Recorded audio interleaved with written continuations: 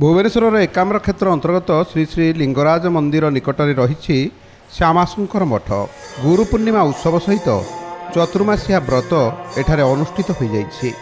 भोर 5टारू श्री गुरुदेव स्नान पर सुसज्जित करा जाई मंगल आरती करा जाइथिला। सकाळ 7टारू नाम कीर्तन और भजन करा जाइथिला। सकाळे ब्राह्मण पंडितों द्वारा होमयज्ञर आयोजन करा जाइथिला। मुख्य पूजक यज्ञेश्वर पुरोहित पूजार दायित्व संपादन करथिले।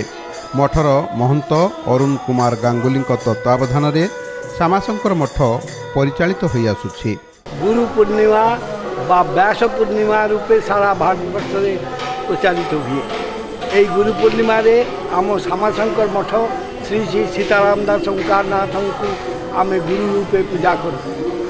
एठी आमर सकाळू चली नाम संकीर्तन चली पूजा पुष्पांजलि प्रसाद सेवा सब चली सागरे आमर एठिका कुनी कुनी पिला माने गुरु को ओडिसी नृत्य द्वारा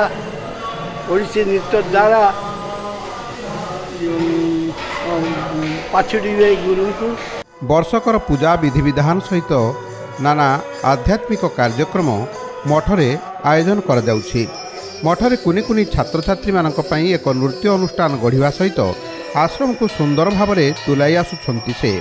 ए अवसर में तांकर कन्या नमिता मिश्र गुरुदेवंक वंदनारे आश्रमर छात्र छात्री मानक द्वारा नृत्यर आयोजन करथिले।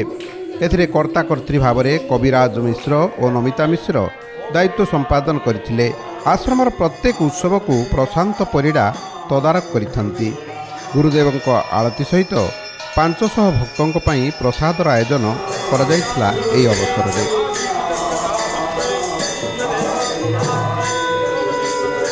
आज उत्सवटी को आज दिनटी को समग्र राज्य तथा देशर बाहर विभिन्न अनुष्ठान मठ मंदिर तथा जेजार घर निजर इष्ट देवता गुरु को पूजा अर्चना करुँच। पवित्र गुरु दिवसटी भुवनेश्वर श्यामाशंकर मठरे भुवनेश्वर ओल्ड टाउन स्थित श्यामाशंकर मठरे पालित हो प्रतिवर्ष परी। सकाळू किछि दिन पूर्वर यार व्यवस्था चलथिला। आज सुंदर भाव सुसज्जित मठ को भीड़ लगी रही। आज जेहेतु रविवार छुट्टी दिन गहली टिके अधिक हो बोली आशा करा जाउछि। आमे सकाळू आसीछु भोग पूजा पर्व होईछि। घंटावाद उलुड़ी शंखवादन ठाकुरଙ୍କର पूजा है नाम है यज्ञ आरंभ है यज्ञ कार्य आरंभ है नाम प्रवचन भी कार्यक्रम रही। विभिन्न ओडिशार विभिन्न मठर भी किछि सेवायत माने साधु सन्त माने भी आसवे। एक नृत्यर परिवेशन अच्छी छोट छोट पिलांकर आ गुरुदेवंकर भक्त माने तो सब आज भीड़ लगी रही। धीरे धीरे गहली बढ़।